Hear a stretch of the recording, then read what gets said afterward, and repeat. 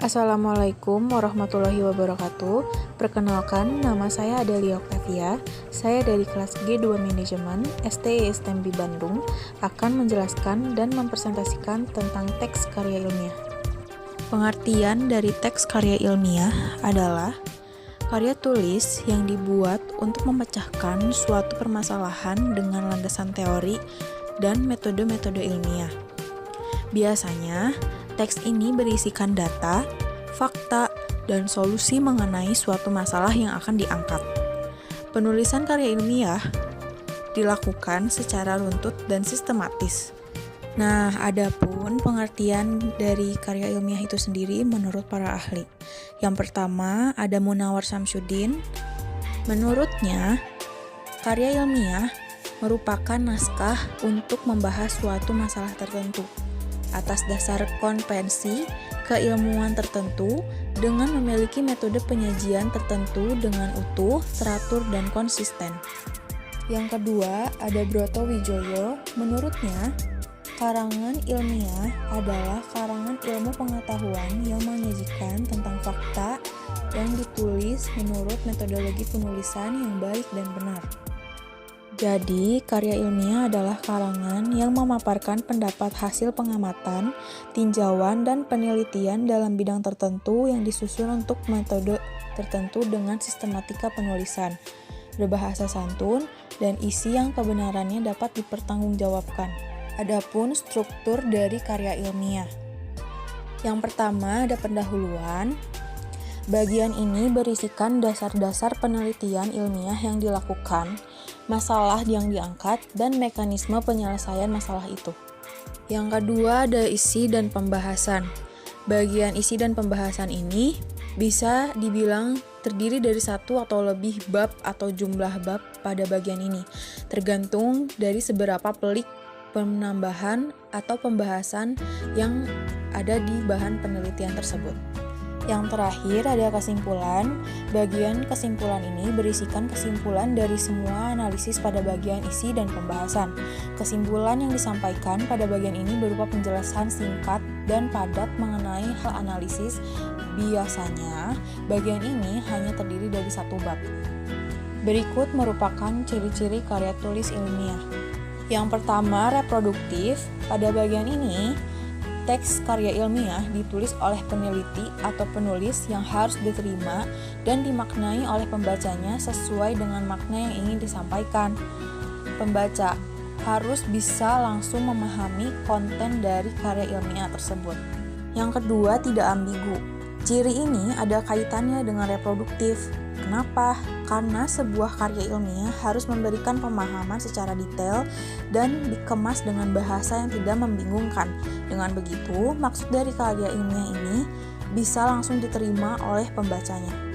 Yang ketiga, tidak emotif. Dalam artian ini, penulis harus memaparkan fakta yang didapat dari hasil analisis penelitian, bukan dari perasaan subjektif dari penulisnya. Karena ini akan menyebabkan aspek perasaan dari penulisnya sehingga pembaca akan merasa kebingungan. Yang keempat, ada menggunakan bahasa baku. Penggunaan bahasa baku ini agar mudah dipahami. Penggunaan bahasa baku ini akan meliputi setiap aspek penulisannya, mulai dari penulisan sumber, teori, hingga penulisan kesimpulan. Ketidakbakuan pada tulisan ilmiah akan menyebabkan pembaca bingung dan apa yang ingin disampaikan pada tulisan yang tidak dipahami pembaca. Yang kelima, menggunakan kaidah keilmuan. Hal ini bertujuan untuk menunjukkan bahwa peneliti atau penulisnya memiliki kapabilitas pada bidang kajian yang dibahas dalam karya ilmiah. Penggunaan kaidah atau istilah itu akan menjadi takaran seberapa ahli penelitian pada bidang keilmuannya. Yang keenam, bersifat dekoratif. Artinya, penulis karya ilmiah harus menggunakan istilah atau kata yang dimiliki satu makna. Rasional artinya, penulis harus menonjolkan keruntutan pikiran yang logis dan kecermatan penelitian. Kedua, hal itu penting karena karya ilmiah harus bisa menyampaikan maksud dari penelitian yang dilakukan oleh penulis tanpa membingungkan pembaca. Yang ketujuh ada kohesi, terdapat kohesi, yang artinya Karya ilmiah harus memiliki kesinambungan antara bagian dan babnya dan bersifat straightforward, artinya tidak bertele-tele atau tepat sasaran. Karya ilmiah pada setiap bagian atau babnya harus memiliki alur logika yang memiliki kesinambungan. Selain itu, penyampaian harus tepat sasaran dengan apa yang akan disampaikan. Yang kedelapan, bersifat objektif. Karya ilmiah harus bersifat objektif karena ini adalah penting. Karya ilmiah tidak dibuat berdasarkan perasaan penulisnya. Karya ilmiah harus menunjukkan fakta-fakta dan data-data dari hasil analisisnya.